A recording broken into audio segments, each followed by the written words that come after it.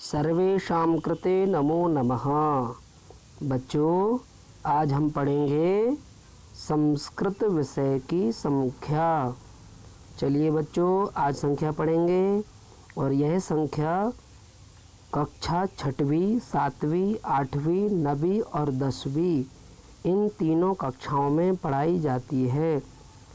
अच्छा बच्चों, आगे हम आपको बता दें कि यह तीनों क्लासों में संख्या निश्चित रूप से पेपर में आती ही है, इसलिए आप सभी बच्चे इस संख्या को याद कर लेंगे। अब हम एक बार इसको बोलकर देखते हैं, आप सभी इसका उच्चारण करेंगे। संख्या तीनों लिंगों में होती है। पहली, चलिए आइए देखते हैं। तो पहली जो है इसमें हम देखते हैं ये है पुल्लिंग की संख्या। तो पुल्लिंग में जो आप देख रहे हैं, सबसे पहले क्या लिखा है? एकः। का के पीछे दो जो बिंदी रखी हैं वह हा कहलाता है, इसलिए इसमें हम उच्चारण करेंगे हा का। तो एक बार बोलते हैं एकः। और फिर दूसरी है द्वौ, यानी कि दो। और तीसरी है त्रयः। पुल्लिंग में तीन को बोलते हैं त्रयः। और इसी प्रकार पुल्लिंग में चार को बोलते हैं चत्वारः। क्या बोलते हैं? चत्वारः। और पांच को बोलते हैं पंच। तो इस प्रकार से पुल्लिंग में ये हम संख्या पढ़ चुके। फिर से एक बार उच्चारण कर लेते हैं।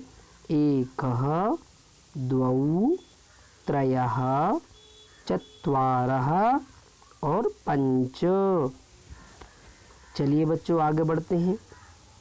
अगला है स्त्रीलिंग में देखेंगे। स्त्रीलिंग में संख्या किस प्रकार होती है? एक को बोलेंगे एका। इसमें विसर्ग का उच्चारण नहीं होना चाहिए। जैसे पुल्लिंग में करते हैं एकः, उसी प्रकार स्त्रीलिंग में कहेंगे एका। और दो को बोलेंगे द्वे, तीन को बोलेंगे तिस्रः, चार को बोलेंगे चतस्रः, पांच को बोलेंगे पंच।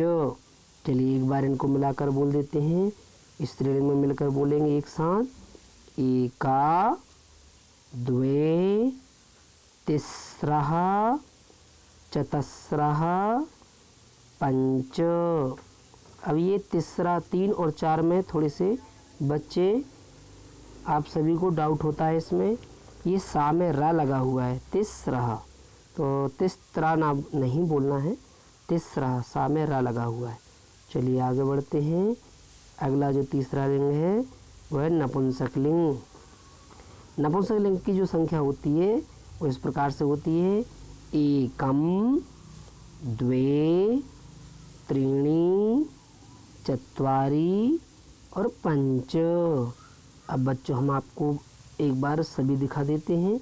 ये देखिए, जिन बच्चों को यह संख्या याद नहीं है वह याद कर लेंगे और स्क्रीनशॉट लेकर इसको लिख भी सकते हैं। आप वीडियो रोक कर भी लिख सकते हैं।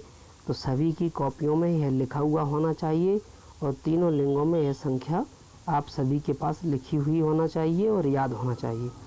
चलिए देखिए, नीचे लिखा है, सबसे नीचे देखिए ब्लैक कलर में जो लाइन में लिखा हुआ है कि अवधेयम, यानी आपको यहाँ पर ध्यान देना है। त्रिषु लिंगेषु संख्यायां चतुः पर्यन्तं भेदः भवति, पंचतः भेदो नास्ति। इसका अर्थ यह है कि एक से लेकर चार तक संख्या तीनों लिंगों में अलग अलग होती हैं, लेकिन 5 से लेकर 5, 6, 7 यानी 100 तक या 1000 और 10,000 तक सारी संख्याएं तीनों लिंगों में एक जैसी होती हैं। इसका मतलब क्या हुआ? आपको तीनों लिंगों में पुल्लिंगम, स्त्रीलिंगम और नपुंसक लिंगम, इन तीनों में आपको केवल 1 से लेकर 4 तक संख्या याद करना है। एक बार फिर से उच्चारण कर लेते हैं। पहले पुल्लिंग की संख्या का उच्चारण करेंगे, फिर स्त्रीलिंग की संख्या का उच्चारण करेंगे, इसके बाद नपुंसक लिंग की संख्या का उच्चारण करेंगे। चलिए एक बार फिर देख लीजिए। पुल्लिंग की देखते हैं पहले। एकः द्वौ त्रयः चत्वारः पंच। स्त्रीलिंग में देखेंगे एका द्वे तिस्रः चतस्रः पंच। अब जो है इसमें नपुंसकलिंग में देख लेंगे एकम द्वे त्रीणि चत्वारि पंच। सभी बच्चे इस संख्या को लिख लेंगे और याद करेंगे।